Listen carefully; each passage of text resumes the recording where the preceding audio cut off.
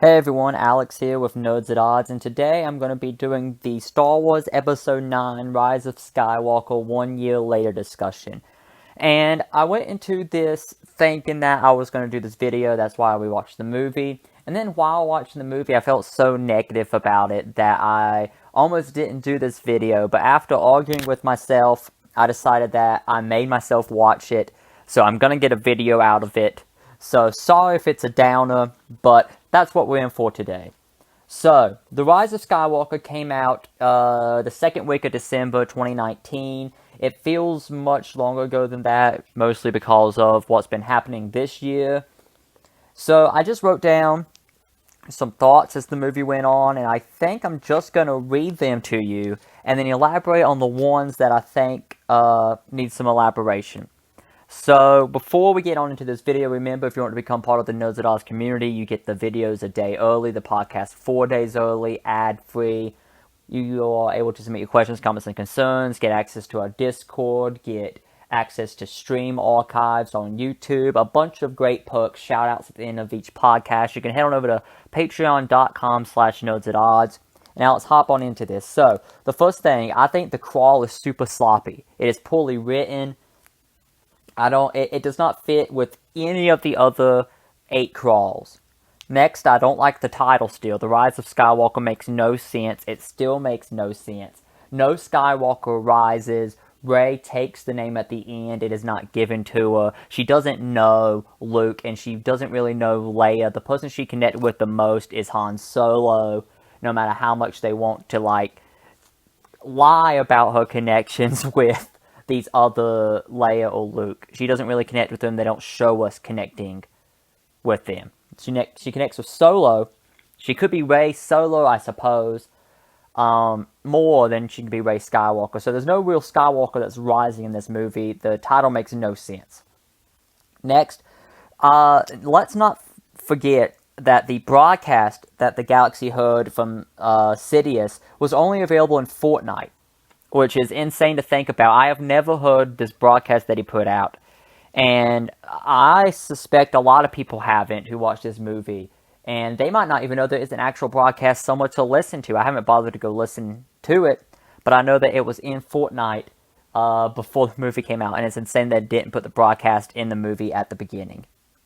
The only positive that I've written out of this whole thing is that the opening with Kylo Ren wrecking shop is really great. Though you have no idea what he's doing, where he is, who he's fighting, any of this. You don't know any of that, so it's confusing what's happening, but it's cool to see.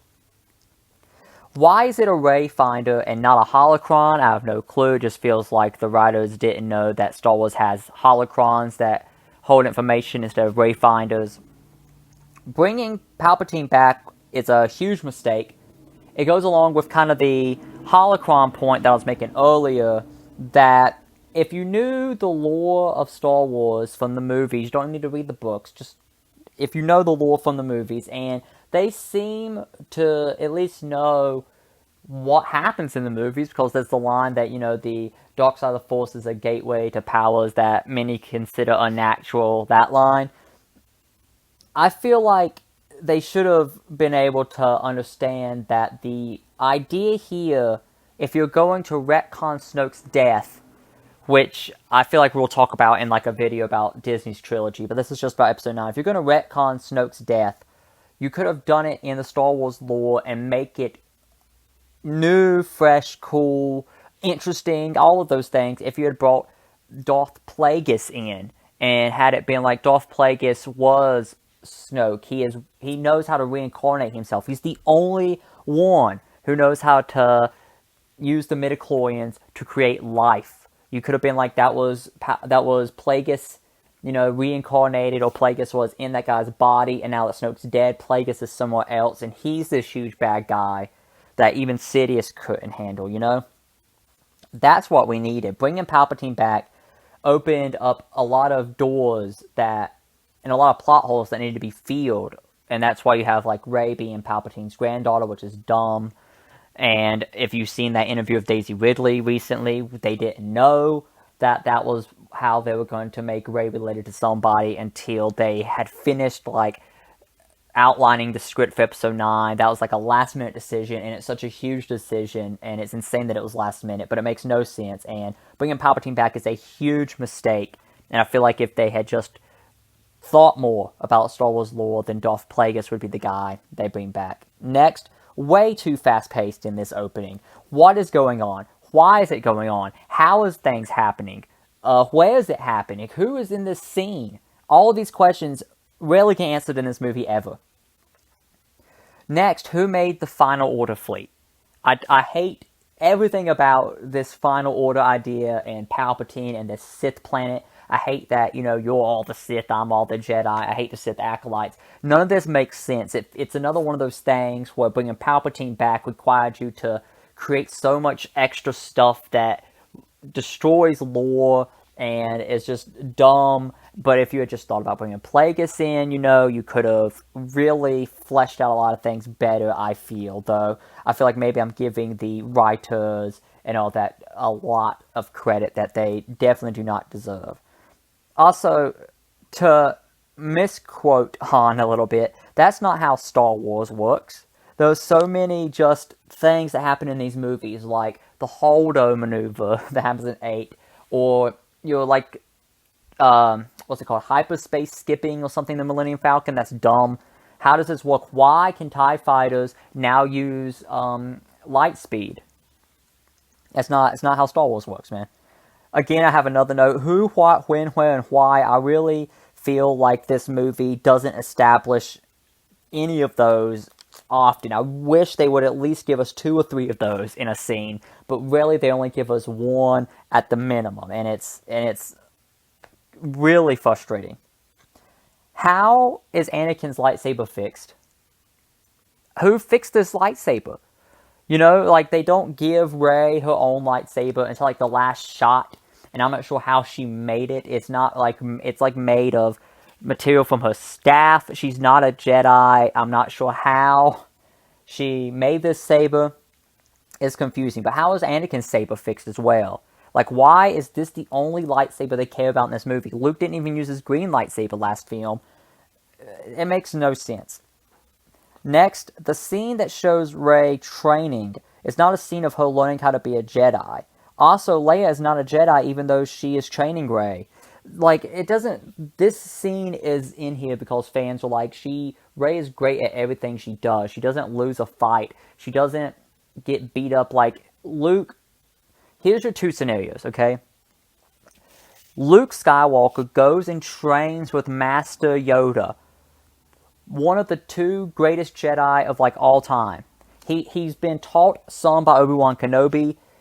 Obi-Wan and Yoda, in my opinion, are the 2 greatest Jedi we see in the films, at least.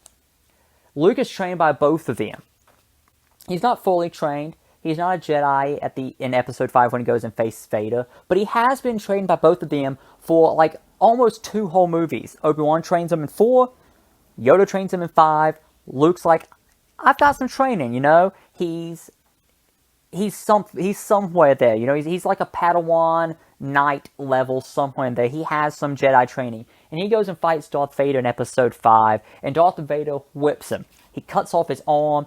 Luke loses his lightsaber. He's beat, half to death, and he has to just jump out of the Sky City, Bespin. He has to jump out of there and land on the Millennium Falcon and run away after being trained for almost 2 full movies by the greatest Jedi we see in the films. Right? Rey can somehow beat Kylo Ren every time she fights him, or at least fights him to a draw. In this movie, it's like a draw. Kylo's kind of beating her, but I feel like that's kind of just them being okay, look, she's kind of losing, but she doesn't lose that fight. She never loses a fight, even though she's never trained. Luke loses a fight and has been trained for almost 2 whole movies. They try to retcon some stuff, giving us some training, but Leia didn't complete her Jedi training with Luke. So that's kind of a problem with Episode 8, I understand. But it's just annoying that this is the best they could give us. You can see Rey getting angry and getting frustrated fighting this droid. That's not the way of the Jedi. They want you to believe she's a Jedi. But Rey is not training like a Jedi. Yoda would definitely not like her emotions when she's fighting this droid and getting frustrated with it. It's not how the Jedi work. Next up, is this the first time Rey, Poe, and Finn have been together for any like solid amount of time in the entire trilogy? That's not like this film's fault because they're all together in this film, but why are the three main characters never together before this? It's insane. Next, if they are, hold on, if they are secrets only the Sith knew, how does this guy know them? That's just a throwaway line. I think his name is Dominique Manahue or whatever. He's in Lost and he's in Lord of the Rings. He's a close friend of JJ, and he's like, oh, they're dark secrets of the Sith and cloning, and that's how they brought him back. But if they're dark secrets of the Sith, how do you know them? You know? How do you know that's how they did it? There is nothing in this new trilogy that fans wanted to see. I feel bad for those people who watched Jedi in theaters in '83 and came out of it and were like, man, what happens to Luke next? What happens to Leia and Han and Chewie and R2 and all them? Like, this set of trilogies should have been for those people to have some closure, but yet they don't give them anything they wanted to see. You never see Luke, Han, and Leia hang out again. You don't see Luke get to be a Jedi, you know. Luke becomes a Jedi in the last couple scenes in Return of the Jedi. He's not a Jedi until he throws away his lightsaber and refuses to kill his father. That's when he finally becomes a Jedi. And you never see him, like, be a cool Jedi, and it's awful. I feel horrible for people who waited so long to see the original cast of characters do more, and this is what they got. I hate all of the Force Link stuff that they show in this film as well. I feel like it's just convenient plot writing. I don't understand how it works. Like, I don't think this fits in Star Wars. This is not Star Wars. Han Solo was the only OG character that felt like himself, though this is more Episode 7 got Han right, and they never followed up in 8 or 9, and it's a shame because 9 doesn't have any original characters to work with because Leia died. They're kind of just reusing footage. Han came back, which is insane that he comes back, but he's there for like a scene, and they killed off Luke in 8, so Episode 9 can't really do anything about that. It took 30 minutes before I understood why, who, what, when, where, or how. And the answers are just nonsense, honestly. It's when they get to that sand planet the festival's going on. I hate some of these answers they give. I don't understand some of them, but at least they're kind of answers to the who, what, when, why, and how questions. I hate the humor. I don't think the humor hits. Babu Freak is like the best character. I like him, though. I hate how little R2 is in this movie. R2's not in this sequel trilogy because they wanted to put BB-8 up front, but R2 is such a great character, and you guys kind of just wasted him. C-3PO is extra insufferable in these films, and like no one likes him, and I hate that scene where he's like, I'm taking one last look at my friends, but like, these guys aren't your friends. They find you intolerable, and your friends are the ones that Disney has just ruined, you know, Leia, Han, and Luke. The ability to heal does not belong in Star Wars to me. I don't like that Baby Yoda can do it. I hate that Rey can do it. And unless you have trained for decades, then I feel like that's the only way you can justify it. If you've trained for decades, you spent the majority of your life trying to master the skill to heal people, then perhaps I would be okay with that. But neither Grogu, who is Baby Yoda, or Rey have trained in this for any amount of time. And I just wrote, God, this movie is dumb. I feel like that could apply to most things. I sincerely question how much of this film would have happened if JJ got to plan out and direct all three. I feel like a lot of this film is course correction for what happened in 8. So I really wonder, would Palpatine show up in 9? I doubt that. When would have Luke died? And all of these things. So I'm very curious to see what would have happened. This movie hates... What did I even write here? This movie hates answering the what, why, how, and where questions, is what I wrote here. Who, you know who because you can see their faces, but all these other questions, this movie just hates telling you these things. D.O. is pointless, not saying anything about the new cast, but I do not want to see them in a Star Wars product again. There are not friends with C-3PO. This film has like 5 MacGuffins, which is a huge problem with it. You need the Wayfinder to find the dagger, to find the ship, to find the Wayfinder, to find the planet, to find Palpatine. You just need it's a huge scavenger hunt, which is awful. How is the second Death Star even remotely intact? Which is just what? How? I have another positive here, actually. The idea of deserter stormtroopers is cool, but it is horribly underutilized or explained. Rey is too emotional to be a Jedi, and no one has tried to teach her any differently. Like, there could be an argument made that Jedi are supposed to be emotional, and I don't think Jedi are supposed to be emotionless. I think they're just supposed to be mindful of their emotions. Be mindful of your feelings and thoughts. And no one has tried to tell Rey that at all. They just let her, have this rage and untamed emotional responses to things. And no one has been like, just, try to be mindful of how you're feeling and don't let your feelings control you. And I think it's something that's not taught in this film.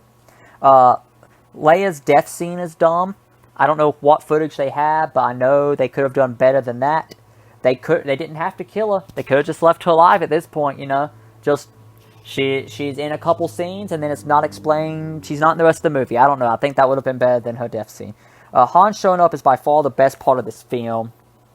The Luke scene is nice, but it shows the flaws of the trilogy. The Luke scene where he's a ghost and he picks the X-wing up and he catches the lightsaber. He shouldn't disrespect the Jedi's weapon. That's a great scene, and I feel like it shows kind of what Luke would have done in J.J. Abrams' Episode 8. As a person, he might have lifted the X-wing up, and he might have flown himself, and he would have, told Rey more about how the Force works and what it means to be a Jedi, and how you become one.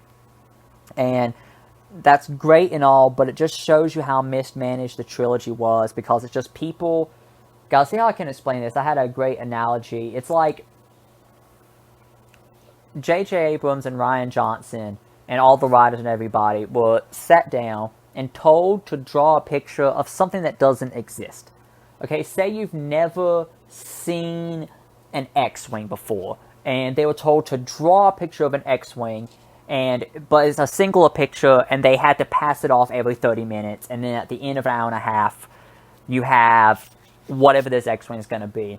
JJ took the blank canvas and drew an outline of an X-Wing, and it looked good. You could see where it's going, and you're like, okay, you put some color in here, you color in, within the lines, and you have yourself a decent-looking X-Wing, and then he hands it off to the next person, and then Rian Johnson comes in and starts erasing lines and painting outside the lines and stuff, and then you have no clue what it's supposed to be anymore. The outline is completely ruined, and you can't see a vision going forward, and JJ has to take that, and, the paint's dry, the lines have dried, he can't erase it, really, he has to work with this and make an X-Wing, and he just, you get it, and you're like, man, I guess I can see an X-Wing in this, but it's not a, neatly looking X-Wing, and there's just so much paint splattered everywhere, and eraser marks, and messed up sections, and that's what this trilogy feels like. It feels like it was a nice outline, then the outline was ruined, and then, they had to come in and try to salvage something, and I don't know if anyone could have done it. I don't know if they hired Dave Filoni to make 9 specifically with what 7 and 8 gave him. I don't know if he could have landed this ship, honestly, but it's just sad, and this movie doesn't really land the ship too well. I have another one. The Jedi ended with Luke. Luke is the last Jedi, and maybe that's what Episode 8 was telling you, but this movie wants you to think that Rey is now the last Jedi. The flashback training, I think it looks bad. The models they use for Luke and Leia are the ones from Episode 4, it looks like, when this would have been Episode 6, and it's just weird. How does Leia know how to be a Force ghost? That is something that Qui-Gon focused on and learned how to do, but he himself couldn't become the ghostly human figure. He had just figured out how to reach out to people from beyond death. He couldn't become a Force ghost, truly. And he taught Yoda and he taught Obi-Wan how to do it. And those two make sense.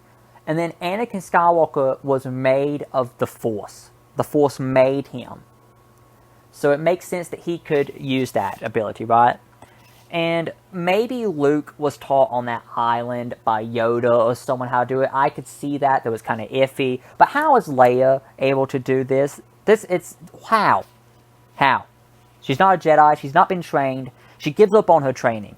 If you watch Clone Wars, or you read the comic books, in the comics, the Obi-Wan Anakin comic, Anakin wants to stop being a Jedi, and Obi-Wan's like, if he leaves the Jedi Order, I have to leave because I have to keep training this person, and he's not going to be a Jedi, right? But I have to keep training him, and it shows that Anakin's not going to be a Jedi if he leaves the Order.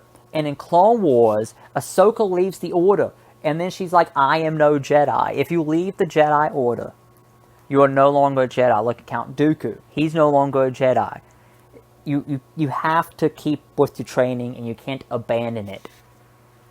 You know? So it makes no sense that Leia can be a Force ghost. And just who's manning this fleet at the end of this film, you know? There's a lot of things that are just like, you have to just not question it. And it's like, maybe, in my mind, it's the opposite of what the prequels are in a way. It looks fine. 7, 8, and 9, and I know we're just talking about 9, so I'm going to try to focus on that as much as I can. 9 looks fine. You turn your brain off, you watch it, it's whatever. But if you start asking questions, it ruins it. And I feel like maybe the prequels are the opposite of that. You know? Especially if you listen to someone who knows what they're talking about, like Dave Filoni. Listen to him talk about the Duels of Fate scene, the fight scene, Duels of Fates, and what that means once you start asking questions about things. And once you start thinking about it, I think it helps the films out. When you start thinking about 9, it hurts it. And I've talked about the ending of this film a lot. It's dumb that they kill Palpatine off. It's like, oh, you know, he can't stop his lightning. He hasn't learned from those mistakes. And it just you put 2 lightsabers together, and it can fight back the lightning. It makes no sense. Directing Force lightning was a skill that Jedi had to learn. Mace had to learn how to do it. You know, it's just they don't care about the lore of Star Wars, you know? It just makes no sense to me. And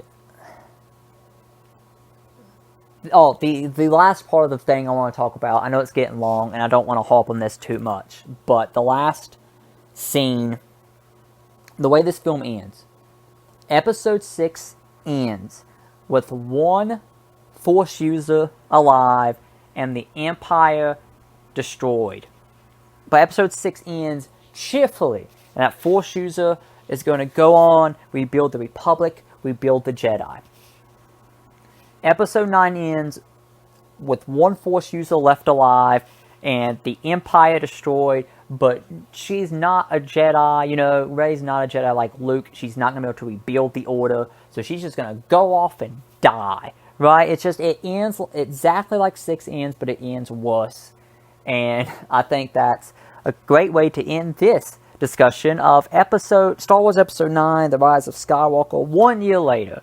I know it's very pessimistic. I'm sorry. If you like this film, I'm glad, but it ruins 7, 8, and 9. I'm never going to watch this as a trilogy again, which is sad because 7 was one of my favorite Star Wars films before 8 and 9 came out. So I'm going to be releasing my Let's Rank the 11 live-action Star Wars films sometime this week as well, once I get around to recording that. Hopefully I can be more cheerful in that one when talking about the, you know, good films. And so, thanks for watching. Remember, you can check us out on Patreon at patreon.com/nerdsatodds. We have a Twitch channel at Nerds at Odds, Twitter and Instagram at Nerds at Odds. And you can look for the Nerds at Odds podcast anywhere you listen to podcasts. So thank you for listening, and I'll see you guys on the next episode.